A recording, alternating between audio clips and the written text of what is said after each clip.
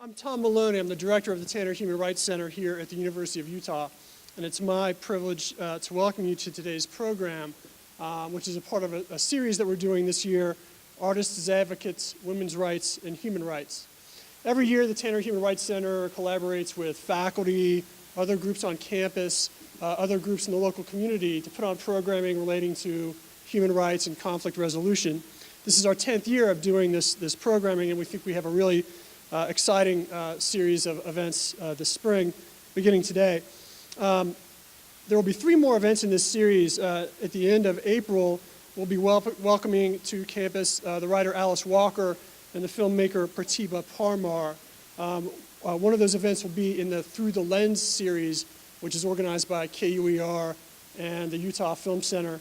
And that will be a screening of the film Beauty and Truth, which is a documentary about Alice Walker's work, directed by Pratibha Parmar.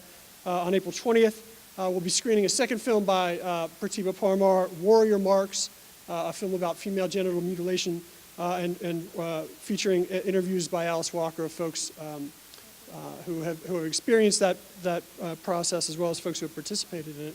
That will be at the law school on April 21st.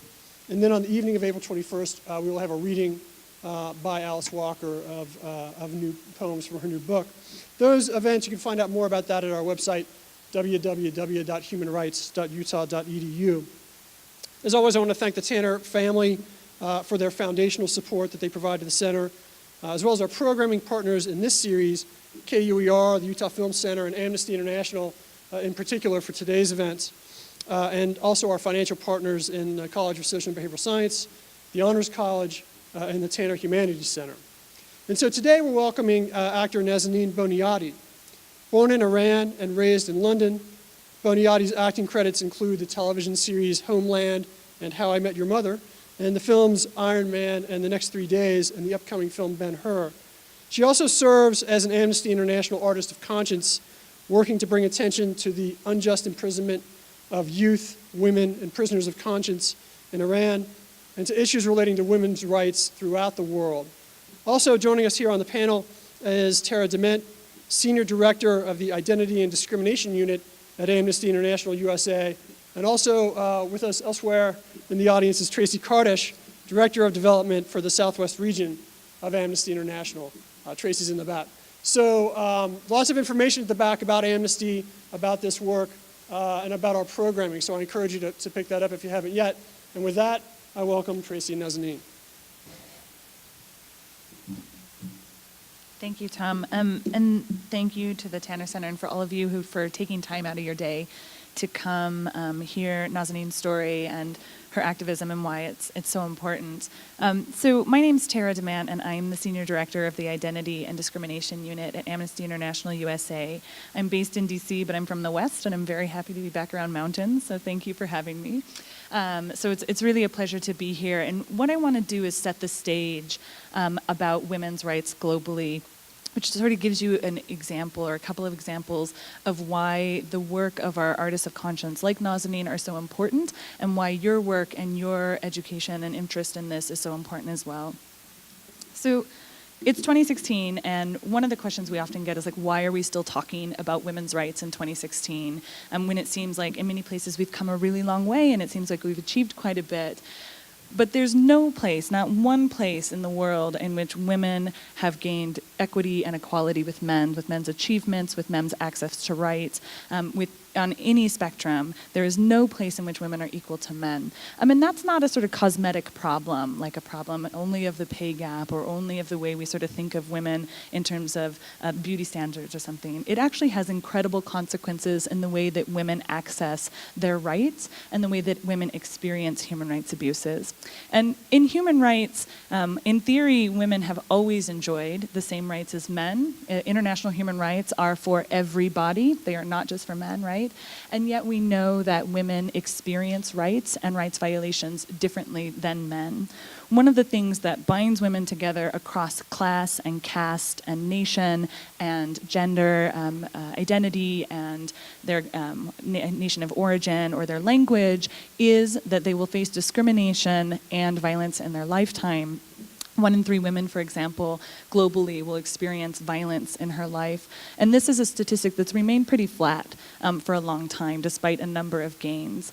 So what I want to talk about are just a few examples of the barriers that the barriers to access to their rights that women and girls face, how far we've come, how far we have to go, and why it's so important to be having these conversations and for people to use their platforms to raise these issues. So, there's a number of examples. Unfortunately, globally, there's examples in every country that we could look at. And I want to highlight a few that sort of give you the spectrum of women's rights and women's rights abuses and what we're talking about when we talk about women's rights, whether it's female genital cutting, like Tom mentioned, or domestic violence, or whether it's denying a girl an education or denying her fact-based sex education, or whether it is denying women the right to vote, or whether it's putting barriers in the way of women running for office, right? Whether it's a cultural or state-based discrimination or discrimination by non-state actors, so individual citizens. States, by which we mean governments, are obligated under international human rights laws and treaties to ensure that all people have equal access to their rights and to opportunities. And we see that that's not happening in any place. So I'm going to give a couple of examples here. The first is Burkina Faso. It's a small country in West Africa. And I'm mentioning a few cases where we actually have things people can do, so we'll talk about that too. There is something you can do about it, and I think that that's one of the important lessons to take away from today is that, you know, the state of women's rights can feel pretty bleak. And one of the questions we get asked is, how do you stay positive? And we see changes, and they matter, so we'll talk about those as well. In Burkina Faso, women and girls across the board lack severe access. There are incredible barriers to their own education about their bodies and their rights. So, for example, most women in Burkina Faso don't know how pregnancy happens. They don't know what happens, like, for example, a menstrual cycle means, or how one gets pregnant. And you can think, like, well, how is this a human rights issue, right? Because that just feels like a sex ed issue. Well, what that means is that a woman or a girl has no understanding of how her own body works and therefore can't control her own choices. Burkina Faso also has one of the highest rates of child marriage in the world, which means that girls and boys often are married long before they're 18. For example, one case that we've been working with is a girl whom I'll call Maria. It's not her real name. Maria was married by her family to a 70-year-old when she was 13, and that was his 5th wife. And the expectation for Maria is that she would go live in the small village where her now husband lived and tend to the subsistence farm, right, the sort of farm that feeds the family. It also meant that any education she was involved in, she was enrolled in the local, the imam gave local lessons, and that she had no more access to that education. It also meant that she had no choice over whether and when she would have children. And these types of expectations are incredibly common when there's early and forced marriage, particularly for girls. So Maria left her husband and went back to her family and her parents and asked to stay with them, that she didn't want to be in this marriage for all the reasons you might imagine a 13-year-old girl wouldn't want to be with a 70-year-old man as the 5th wife. And her father threatened her and said, if you don't go back, I'll kill you. This is your option. And this is a pretty common story for people who are forced, particularly girl children who are forced to be married. So what Maria did is she walked by herself over 70 miles to the nearest, what we might call a safe center. Most of these safety centers in Burkina Faso are run by local nuns or imams, and they are volunteer-led. They're people who are taking time. There's not a lot of funding for them, so that girls can flee forced marriage and have a safe place where they can either raise their children, because many of them are pregnant or have children, or they can receive education and think about other options. Maria's case in Burkina Faso and in many countries around the world is not rare, unfortunately, but that she was able to escape that forced marriage is rare. And so Amnesty International is working in Burkina Faso with our Burkina Faso team to ensure that this isn't happening, but this is compounded by a lack of education for girls and women in Burkina Faso. So what you see in a lot of these places is that there's a real confluence of rights. It's not just one right that's being violated, like lack of being able to choose if and when you get married, which is a basic human right, but a lack of access to education, including education about your own body and how it works. So That's one example of the types of rights work we do and the consequences for women and girls if that happens. You probably know this, that the more a girl is educated, it's the #1 indicator for a quality of life, not only for herself, but also for her community. So the more a girl is educated, the better her life will be in terms of lack of maternal mortality goes down, her number of children goes down, and also her economic opportunities go up. And that's also true then for her community, which is different than it is for boy children. When girl children are educated, the life and livelihood of her community is much more likely to be more sustained. Another example of the types of barriers that face women and girls are in the Democratic Republic of Congo, which is in sub-Saharan Africa. In the Democratic Republic of Congo, there's been an ongoing, and the after effects of an ongoing civil war and conflict. And women and girls in many conflicts, in all conflicts that we've researched, are used as spoils of war. Oftentimes as specific as war crimes, with rape as a weapon of war. So that this stems from understanding girls and women as somehow objects that can be passed around, that are less important and less meaningful than men. And so in a place like the DRC, although not exclusively, women and girls are survivors of incredible sexual violence. And again, this type of sexual violence is not an accident. It's not a mistake. It's not somehow just this really bad thing that happened. It's an intentional human rights violation, and it stems from incredible discrimination, global discrimination against women that sees women and girls as less than men, somehow fundamentally different from and less than men and less deserving of rights. Another example of barriers that women and girls face is in regards specifically to sexual and reproductive rights. In El Salvador, for example, there's a total ban of abortion, which means under no circumstances can a girl or woman seek abortion, including if her life is at risk. And this is in contrast to international laws that guarantee, at the very minimum, a woman has abortion, for example, if she's a survivor of rape. What this type of total abortion ban means in a place like El Salvador is it doesn't reduce the number of abortions. It makes them incredibly unsafe. It also means that a number of women are imprisoned because they miscarried or had stillbirth.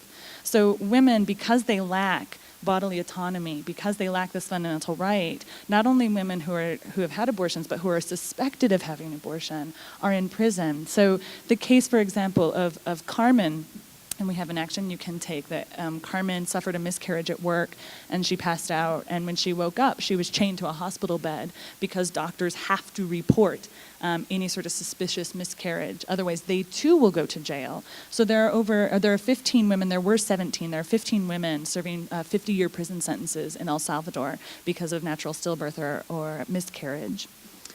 One more example is here in the United States, and I think this is really important. When we think about human rights, we sometimes might think, oh, these kind of things happen over there, somewhere kind of far away, somewhere I've read about or seen on, a newspaper story. But here in the United States, these same root issues of discrimination and violence against women happen on a daily basis. As I said before, one of the things that binds women together is that we face rights violations that are different than men, and sometimes specifically targeted at women because of their identity or perceived identity. But that doesn't mean that every woman experiences the same level of risk. And in the United States, for example, 1 in 4 to 5 women will experience some type of sexual assault in her life. If you are Native American or Alaskan Native, however, that number is 1 in 2. And Amnesty International did research. In one tribe, we couldn't find one woman who had not been assaulted. This means that women then discrimination is compounded by who you are and where you come from. And we see that in the United States in a lot of issues, right? Do you speak the language? Are you a certain race? Are you a certain class? These things dramatically impact the rights that people can access. For Native American and Alaskan Native women who face incredibly high levels of sexual assault, they face what we've called a maze trying to find justice, particularly because of the ways that laws work in the United States. So, for example, 85% of assaults against Native women happen by non-Indigenous men. Because of our laws about the way that tribal law works, if a non-Indigenous man commits a crime against a Native woman, he can't be tried for that crime by Indigenous courts. It has to be by the federal court. So if you live in Standing Rock, South Dakota, or Utah, which is a huge state with a lot of territory, and you're expecting a federal prosecutor to come out from DC, it's not happening. So what's been happening is that injustice is happening, but no one's paying attention to it, right? So these are the types of barriers, and they are extreme, and they are real, and they are not 50 years ago, they are right now, and they face women in every place, including in our own homes and backyards. That's the bad news. The good news is that we have seen what happens when women and girls raise their voices, and when as advocates, we use our platform to raise our voices and speak out. For example, with Native American and Alaskan Native women in 2010, after an intensive amount of lobbying and activism by people in suits in DC, but mostly by people like you, taking action, calling your representatives, writing letters, the Tribal Law and Order Act was passed, which finally meant that someone could not rape a Native woman and just get away with it. This was a huge victory. And we partnered with Indigenous advocates for years working on this, but it was because individual people raised their voices that finally people made the change in DC, right? So we've seen incredible victories. In El Salvador, while 15 women still are in prison under the total abortion ban, after working with Agrupación, which is a local organization there, 2 of those women have been released, and it's because globally Amnesty International members wrote letters, they made phone calls, they sent faxes, which still exist. Someone sent a fax. You know, these are the types of raising your voices, like made a real difference, and now 2 of those women are released.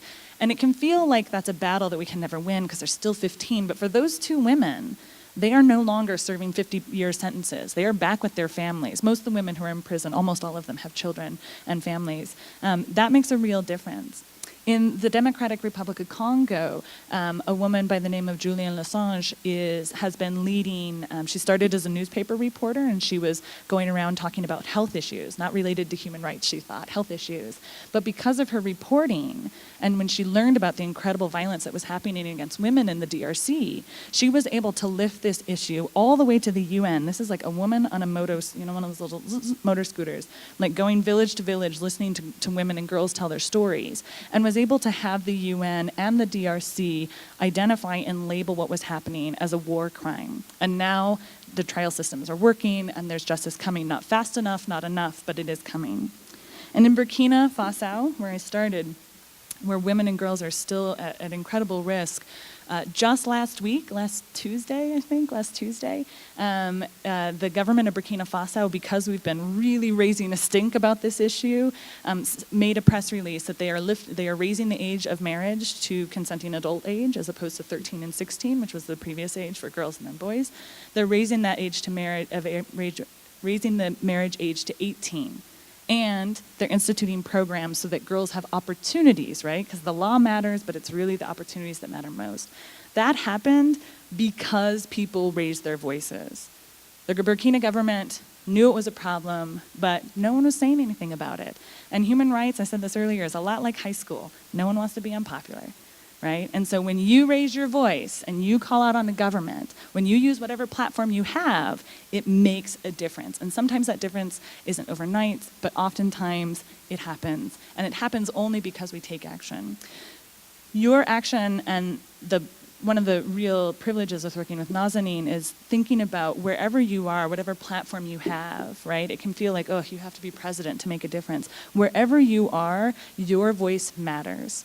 And it makes a huge difference for the life of women and girls. So while we have a long way to go, I am very confident that we can get there. I know we can because I've seen these victories happen. So it is my pleasure to introduce Nazanine then to speak about her activism and her journey to raising her voice.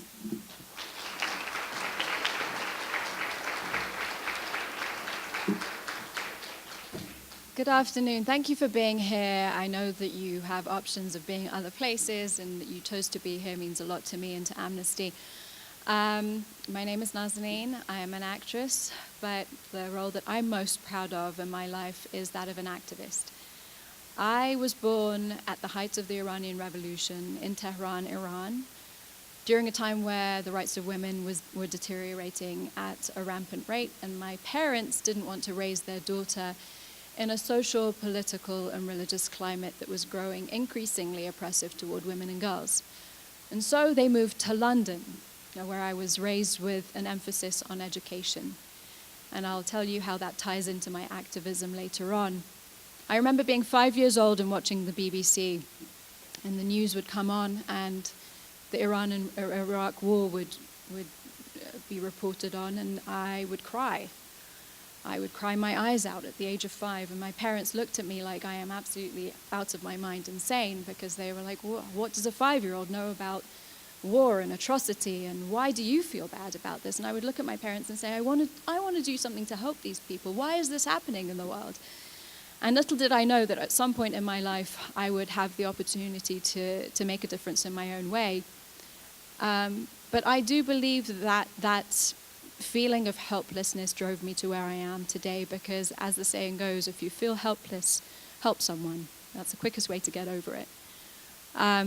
So I was raised in London, and I was fortunate because I grew up at a time where Amnesty International had a very strong presence in the UK, and I was exposed to human rights and Amnesty International through artists.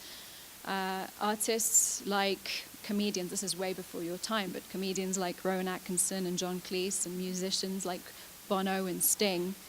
And I wondered, why is it that so many artists gravitate toward activism?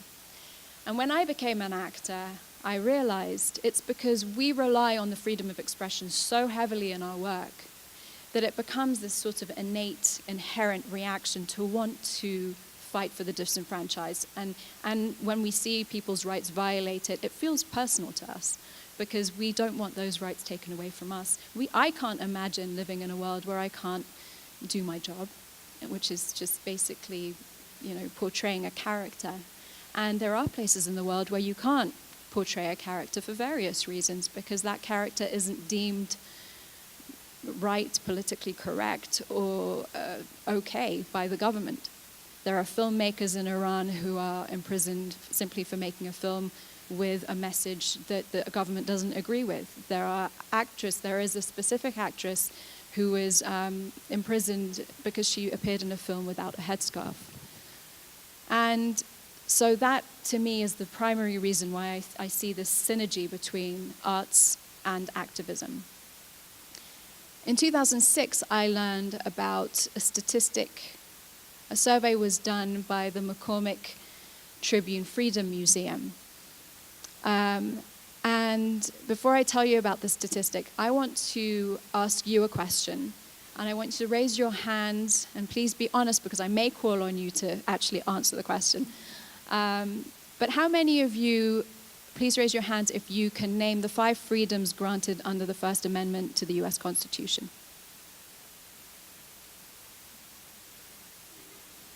I may call on you. All 5. Do you know all 5? Okay, that's impressive. That's impressive. I won't put you on the spot, though. That's actually kind of goes hand in hand with the results of this survey. So the survey showed that while 22% of Americans can name the 5 fictional characters of the Simpson cartoon family, that's Homer, Marge, Bart, Maggie, and Lisa, I think, only 0.001%, that's 1 in every 1,000 Americans, can name the 5 freedoms granted under the First Amendment to the US Constitution. And just so that we're all aware, and I'm sure you're going to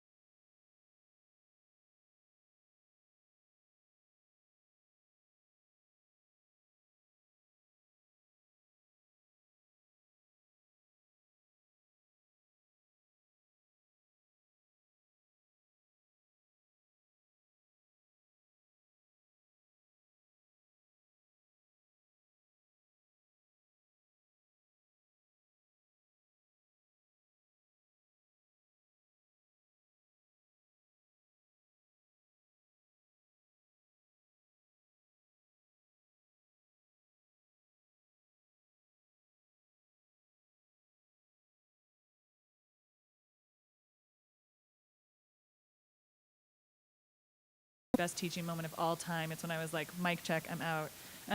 That I had a student named Sam who was there for his diversity credit, was not interested in learning, and finally halfway through the class he stands up or he raises his hand, he's like, sexism is really bad. And I was like, yeah, Sam. Like, it kind of sucks. And a lot of the women in the class were like, and he said, and this is what I think really matters, like, sexism is bad for men too, and that's what he realized, right? And that's the curriculum. My curriculum is designed to show that, which is like, sexism is really bad for women, but it's also bad for men. And I think that those conversations, they have to just keep happening, because there's not one conversation, unfortunately, that I can hand and say like, oh, just talk to your weird uncle about this and he'll totally get it, because we've all got one, where, at Thanksgiving or whatever holidays you celebrate, like when you're with your family, the question, like, how do you approach someone? And that can be very personal, like what resonates with someone, and it might be that they have a lot to lose by admitting that they have privilege. Privilege is a really hard thing to think about, particularly as a white person in a white dominant society, for example. Privilege is very difficult to say, like, I have systemic advantages simply because of the accident of my birth. And so I know personally how hard that is. And so I think for men who are not necessarily like bad dudes, but who can really struggle to understand privilege, because of course, like, lots of men are really great people and work really hard, but there's privilege. So I think that approaching people in those individual conversations, and sometimes it really is one-on-one, but it's also like inviting people to these types of events and like continuing to have that conversation. And because sometimes, like, I want to be like, you know what, forget it, we're never talking again. But that's not gonna get them there, right? That's not gonna actually help people see that all our success is interconnected. Like, all our freedom is interconnected. And the reason, I think I'm sure I can speak for Nazanine as well. The reason we care about women's rights is not only because, like, we are women and that impacts us as women, but the reason I care about that in Burkina Faso, the reason I care about it in, Thailand, wherever it is because, like, my freedom is directly tied to that, right? And we can only succeed if we're all succeeding. Even though there's certainly power imbalance where someone's going to succeed a little more even if I'm not succeeding, but, like, the world is better when women have their rights. It's better for men. And so we have to keep talking about that. And also, I think the idea that every single one of us, regardless of our gender, comes out of a woman's womb. Yeah. We all have mothers, and I think in that sense, you have to, without equality for women, there's that family element, that nurturing element that really isn't going to be fulfilled in society. And what does that say for future generations of men? So I'm sure no man wants to see his mother or sister repressed or held back, or have their rights taken away from them. And I think that's, I think it's just, to me, I don't know of any man who doesn't have a woman in some capacity in their life. So I think even if it's not for selfish reasons, they should care, and to engage them in that way, I think will make them maybe see that it's not simply about that person, it's about society as a whole. Yeah. And there was a question right behind you. Hi. So forgive me for my ignorance. I've never heard of Amnesty before today, which is one of the reasons why I decided. Thank you for admitting that. That's yeah, huge. no problem. Okay. So something that I study here at the U is specifically about, like, the inequality that's among all people who aren't considered, like, cis males or whatever you want to categorize that as. So I was wondering if there's any advocacy programs or anything that you guys help with those who are transitioning and decide that they're transgender, like they're transgendering to females. Is there anything that you guys help to advocate for the promotion and equality of those who weren't necessarily born with that? Sure. With that, you got it. Yeah. That gender designation. Yeah. No. You're speaking my language here. So just for those who don't know, a person who's cisgender is someone who presents as the gender that is assigned to their sex at birth. So if you were assigned a biological woman at birth, there's expectations about how you're going to look and act, how your body will look and act, what type of clothes you'll wear, and that means being cisgender. So in a really small nutshell. And those transitioning might be people transitioning to present, if you are designated at birth as biologically male, you might be transitioning to present as what we consider female, right? We do have advocacy on that. We have, for example, Missy, I'm going to call out Missy in the back, if you can wave, and also is Elizabeth, right? Who's part of our student group here in our organizing in Utah, and we have, for example, an LGBT rights activist, evergreen activist toolkit, which is looking at how can you support ongoing advocacy, because LGBT people, which is lesbian, gay, bisexual, transgender people, are doing, like, they're fighting this battle, right? Like, we are not the first people to say, like, hey, this is a problem.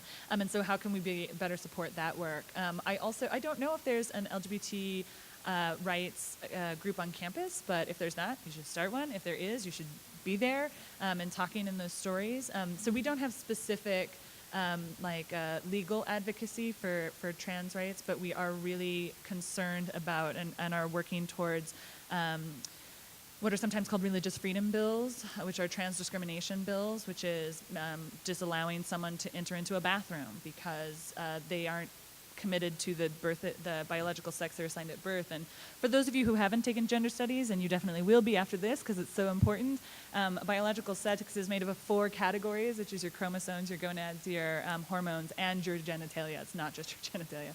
And so this idea that somehow you are inherently this thing actually is wrong, right? And so we're really concerned about those bills. So we fight against those types of bills and discriminatory bills like that at the DC level, but for local activists, if you see that type of discrimination, we very loosely, to me, Missy and Elizabeth can help organize around that, right? If there's something happening in Salt Lake about trans discrimination, like, we should be talking about the human rights issues about that and like why that's a human rights issue, because trans rights are human rights, right? They're not sort of specialty rights or like tiny little rights for like special people, right? It's like they're human rights, and they're very connected to women's rights, right? Which is being judged and held back and discriminated against because of who you are, who you're expected to be. I just want to add something really quickly. Just a thought that came to my head, kind of related but not. I think people have this idea that activism is this grandiose thing that where you have to change laws, necessarily change laws or have laws adhered to. I think you have to live and breathe human rights, and that's the most important thing, is to use it to its utmost in your own sphere of influence, whether it's with your classmates or within your family. And I think that's often overlooked because you're so busy fighting as an activist for the rights of people over there that you're forgetting to implement it, wherever you are on a day-to-day basis. Because I think when you start living and breathing human rights, it just becomes second nature to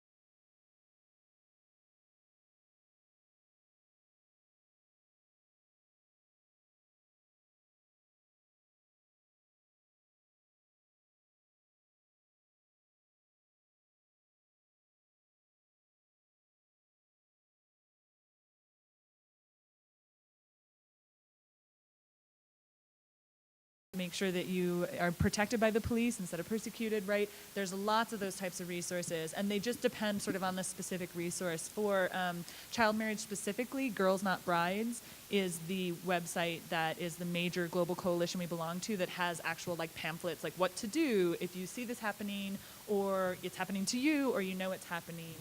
But those types of resources exist for all types of rights violations. And so, one thing, and I think as Naz was saying, right, like living human rights, it's not like a bumper sticker that we should definitely make it a bumper sticker, like I live human rights. Right. But, human rights violations are happening in your front yard, not just your backyard. And so making sure you know how to connect people with resources they need here is really important as connecting abroad, right? And seeing us all connected that way. So yeah, and I can get you those specific resources. I know you did some type of poetry thing with Amnesty International, The Power of Words, and I watched it 2 nights ago, and I thought it was really amazing because we forget going back to a question that somebody asked about how do you deal with situations that are happening in your home or happening around you, coming from a culture that supports or does not see anything wrong with child marriage. And I heard a quote just a while ago talking about how when something gets passed down in your culture, or even if it's wrong or right, eventually it becomes a right because it's just been passed down for so long, nobody sees it as wrong. So how do you use your words and the power of your words to change, even though you're not in your culture, in the country that you're from? How can you do that, especially for me because you're not in Iran? But how do you go and change things where you come from or places that you can associate with? That's a good question. Yeah. So what you're referring to is that it was a PSA that we did, Amnesty did, called The Power of Words, that Morgan Freeman did. I did the voiceover for. And the campaign was The Power of Words, because words, we use words a lot in Amnesty. We write letters, we add our names to petitions, we write petitions.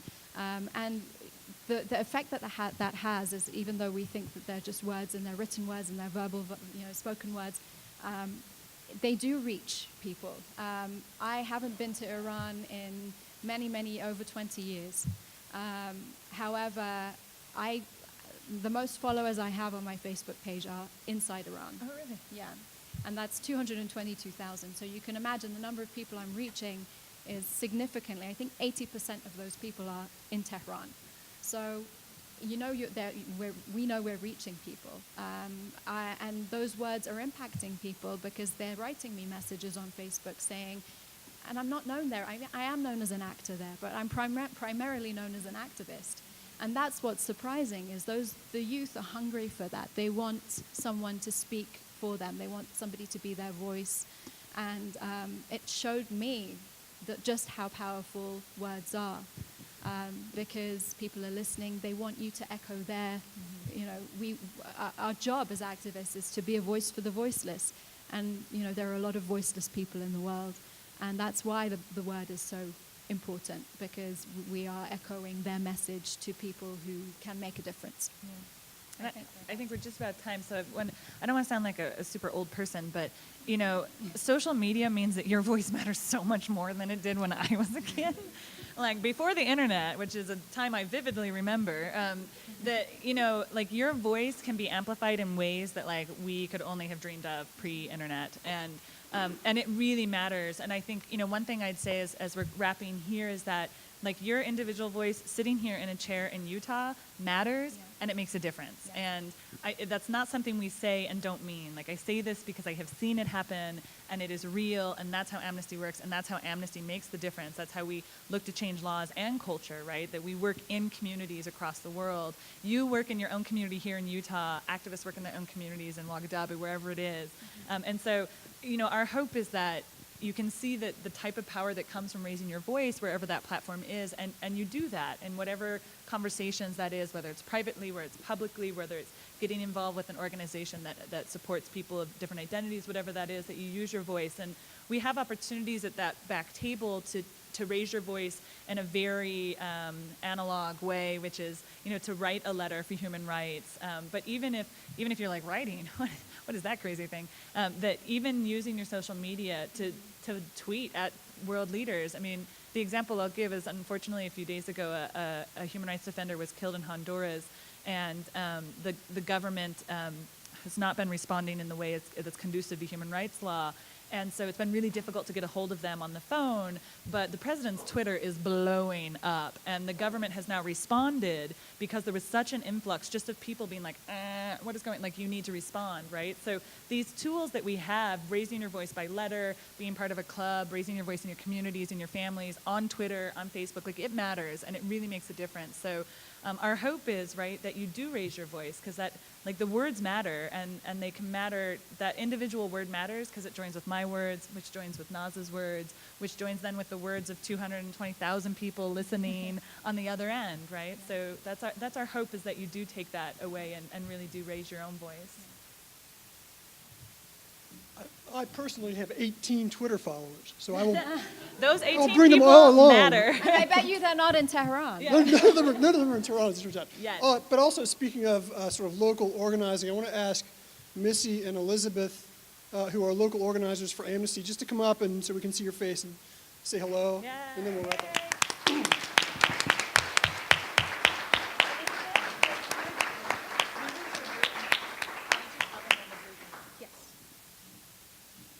Hello, everybody. My name is Elizabeth Gamara. I'm the student activist coordinator here in Utah and also the student group leader for the Amnesty International student group through ASUU. We work on campaigns, petitions, events such as this one, and so on. So if you want to ever get involved, please feel free to contact me. Our email is amnestyuofu@gmail.com. Our meetings right now are currently being rearranged and so that it works for everybody to come and make it, but it's typically it will be maybe on Fridays, twice a month. Thank you. Hi, my name is Missy, and I am the state coordinator, so I oversee all of the work that we do in Utah. So that's lobbying, that's working with student activist coordinators like Elizabeth, that's working with high schoolers, campuses, everything. I am your girl.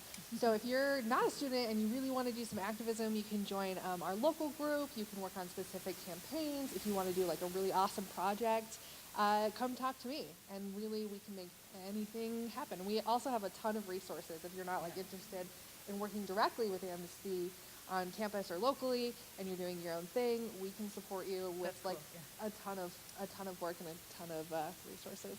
So yeah, come talk to us.